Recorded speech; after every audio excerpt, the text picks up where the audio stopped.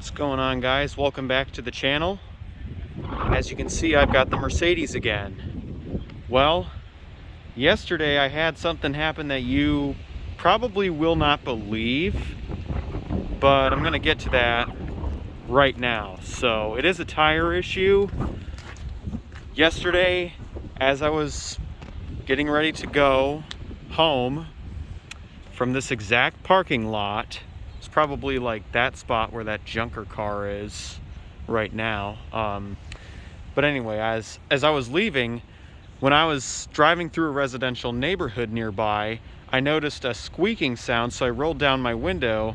At first I thought it was the sound of some kind of bird chirping, but I realized that it was the car. So I was like, uh-oh, what could that be? So at first I thought it was something getting stuck in the brakes, because I had all four brake calipers, well, not calipers, but pads. I had all four brake pads replaced, but the fronts were done first and then the rears were just recently done on the last oil change. But that was not the problem. So this happened 3 days after I had my summer tires reinstalled on the mau5mobile. So I'm guessing what happened is they forgot to switch something over from my winter setup, and thus that's what caused the damage to that component. It was plastic, and the front left wheel was out of alignment. And see that there was a slight vibration after leaving Discount Tire, which I really should have just U-turned and went right back and asked him about it, but it wasn't too bad. Like, I made it to Bensonville and back with that car, and it did the baby vibrations all the way there and all the way back, because I was going there for the weekly tornado siren growl test. Trying to think of what else to describe it as. So it made it there and back, no problem. But yesterday, as I'm driving home, or trying to drive home, not even out of Naperville yet, I noticed that when I get onto a stretch of road where it's 40 miles per hour, I'm going exactly what the speed limit is, and I noticed that not only is there a squeak, but now there is a thumping sound and a major vibration. So I quickly pulled over into a residential neighborhood and called my father. And so he advised me to get to the nearest tire shop or the dealer. So I looked up the nearest Discount Tire. There was one not even 2 miles down the road. So I just got back on the road, drove in the right lane, like 15 to 20 miles per hour under the speed limit, hazards on. And yeah, I had to tell Discount Tire there that this was kind of an emergency, and they were able to do a temporary fix, and they gave me a referral to go see a mechanic to get the studs replaced, because apparently the studs were damaged as a result of the Oswego Discount Tire misinstalling my left front summer tire. I guess they just forgot to transfer something over from the winter setup to the summer setup.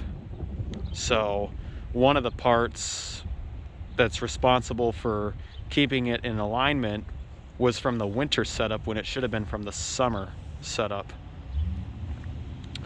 That's the problem with running different sized rims. Now, thankfully, this car has not had a single alignment issue. And this car is going in on Saturday to have its tires switched back over to all seasons, because as you can see, I'm still rocking the winter tires on the 17-inch rims. I think I'm going to use these tires for maybe 2 more seasons, because 2 years from now these tires will be 5 years old. So wouldn't be, I mean, it's just not worth running old tires. I mean, I know they're really good for 6 years, but the DOT says, yeah, anything more than 6 years old should be replaced. So yeah, I kind of am still frustrated that these were 2 years old out of the box last year, but I do plan on replacing these in 2 years with Hakkapeliitas. You never know, they could make a Hakkapeliitta R4, because right now we have the R3, which is a very good tire, but I haven't driven on it, so I just have to take the word of people's reviews and whatnot. I would like to test that tire, but it's very expensive, and that's why I didn't get it on the mau5mobile, because it was going to be $30 more per tire for Hakkapeliitas than the Continental Viking Contact 7s. So I was happy getting those. But anyway, yeah, as I was saying, the mau5mobile's out of commission. I'm probably going to have it worked on Saturday to get those studs replaced or repaired with the vendor that I got referred to. Thankfully, it's going to be done free of charge. Apparently, studs aren't covered under the powertrain warranty, which I still have 6 months on. But yeah, it's unfortunate that this is happening. I've kind of had it with the mau5mobile right now. I want to get something else, but then again, I don't really have the money. Or, well, I do and I don't. So, more on that in another video, but yep. My mom was nice enough to loan me the Mercedes. So, I'm driving this as a loaner car. I couldn't ask for a better mother, to be honest. You know, I am eternally grateful that she lets me take her car whenever mine is out of commission for whatever reason it may be. But yeah, you know, this is just frustrating. So, yeah, you know, I've had that car for 3 years and I've loved pretty much every minute of it, but there are just some things, specifically tire-related problems that I've had with that car that I'm not too happy about, like the car being sold with bald tires in the back when it was certified pre-owned. And what happened is the dealer replaced the tires with Milestar tires, which I freaking hated, because I only got like 17,000 miles out of those pieces of crap. So I replaced them with Bridgestone Turanza Quiet Tracks. I wanted to replace them with Michelin Pilot Super Sports, but little did I know those were discontinued in favor of the 4S, so I just did that last year, because I got the Quiet Tracks 2 years ago. I traded the Quiet Tracks in for the Pilot Sport 4Ss, and I don't regret it. The handling is superb with those summer tires.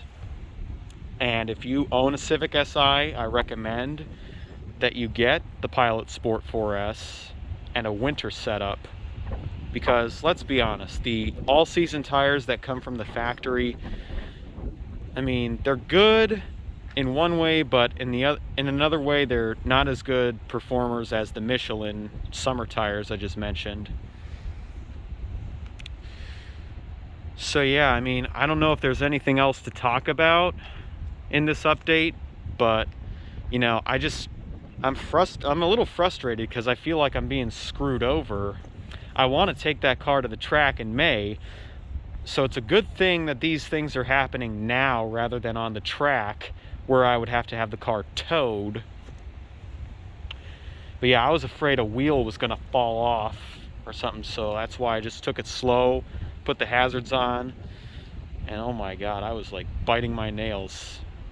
If you're wondering why I didn't film it, it's because I don't like to videotape and drive unless I bring my GoPro and put it around my head. That way I'm not touching the thing. You know, especially with a manual transmission. If it was an automatic transmission car like this, it would be not as big of a deal to film and drive, but it's just easier with an automatic than a manual. You know what I'm saying? So yeah, that's pretty much it. I'm not even sure what to think of this anymore. I am frustrated beyond belief.